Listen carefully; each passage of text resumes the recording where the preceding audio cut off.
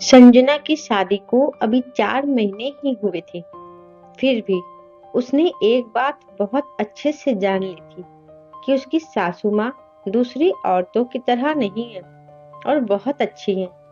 Honeymoon से आने के बाद संजना को भी ऑफिस ज्वाइन करना था।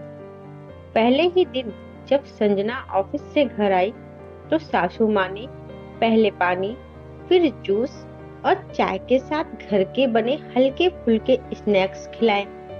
संजना का पति रोहित उसके आने के कम से कम 1 घंटे बाद घर आया तो संजना जैसे ही रोहित के लिए पानी लाने के लिए उठी तो सासू माँ बोली, थक कर आई हो, आराम से बैठो, मैं लाती हूँ चाय नाश्ता। तो संजना से पहले रोहित ही बोल पड़ा, माँ, बहू पर बड़ा प्यार आ रहा है। मुझसे तो ऑफिस से आते ही काम करवाती थी, ऐसे अपनी बहू को बिगाड़ो मत। तो सासू माँ बोली, जब मैं स्कूल से पढ़ा करके थकी हारी घर आती थी तो तुम्हारी दादी और बुआ मुझे चाय तो दूर पानी तक नहीं पूछती थी और ऊपर से अपने लिए चाय नाश्ता बनाने को कह देती थी। उसके बाद रात का खाना, फिर सुबह की तैयारी करके सारे काम और सबका नाश्ता और खाने की सारी तैयारी करके स्कूल जाती थी।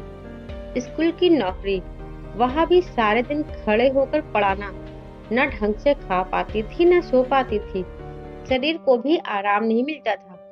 और तेरे पापा भी दादी की बातों में आकर जाने अनजाने बहुत दुख देते और कहते, करती ही क्या हो स्कूल में, बस क्लास में जाकर कुर्सी पर बैठकर पढ़ाना ही तो होता है।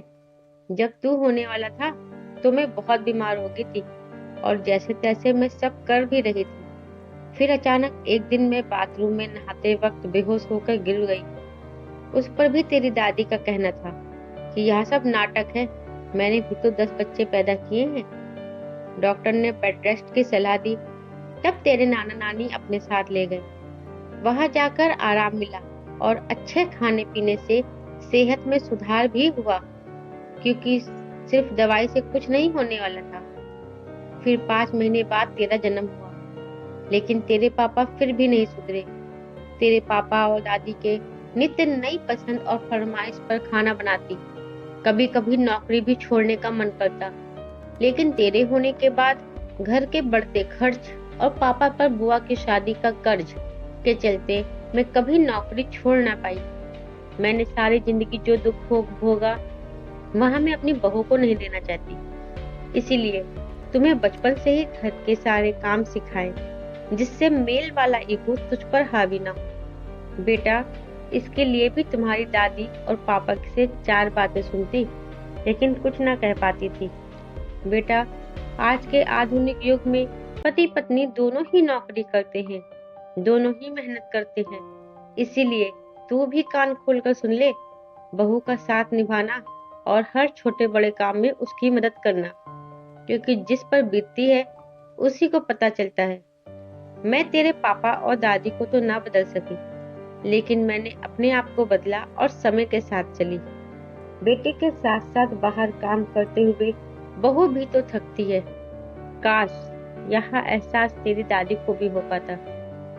दोस्तों, उम्मीद करती हूँ आपको हमारी कहानी जरूर पसंद आई हो। दोस्तों, कहानी अच्छी लगी हो तो वीडियो को लाइक शेयर सब्सक्राइब करना मत भूलें। धन्यवाद।